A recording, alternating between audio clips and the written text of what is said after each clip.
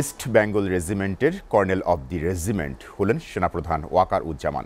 চট্টগ্রাম সেনানিবাসের শহীদ MR Chowdhury parade গ্রাউন্ডে সামরিক ঐতিহ্য মেনে তাকে এই পদে অভিষিক্ত করা হয়। পরে তিনি অধিনায়ক সম্মেলন ও দরবারে বক্তব্য রাখেন। বৃহস্পতিবার অনুষ্ঠানে প্রধান অতিথির বক্তব্যে সেনাপ্রধান জানান, বিগত কয়েক বছরে বাংলাদেশ সেনাবাহিনী নানামুখী উন্নয়ন কর্মকাণ্ড সাধন করেছে, যা ভবিষ্যতেও চলমান থাকবে। সেনাবাহিনীকে আধুনিক যুদ্ধাস্ত্রে সজ্জিত করার পাশাপাশি আভিযানিক সক্ষমতা ও যুদ্ধ উপযুক্ততা বাড়াতে নানা পদক্ষেপ নেওয়া হচ্ছে বলেও জানান সেনাপ্রধান। ইন্ডিজেনাস ডিফেন্স ইন্ডাস্ট্রি তৈরির মাধ্যমে বাহিনীর সক্ষমতা ভিন্ন মাত্রা পেতে যাচ্ছে বলেও উল্লেখ করেন তিনি।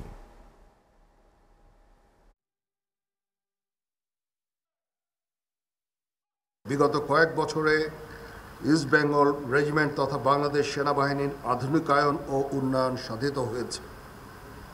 এর মধ্যে নতুন নতুন ইউনিট প্রতিষ্ঠা, আধুনিক অস্ত্র এবং সরঞ্জামাদি সহ বহু উন্নয়ন ও কল্যাণমূলক কার্যক্রম অন্তর্ভুক্ত রয়েছে।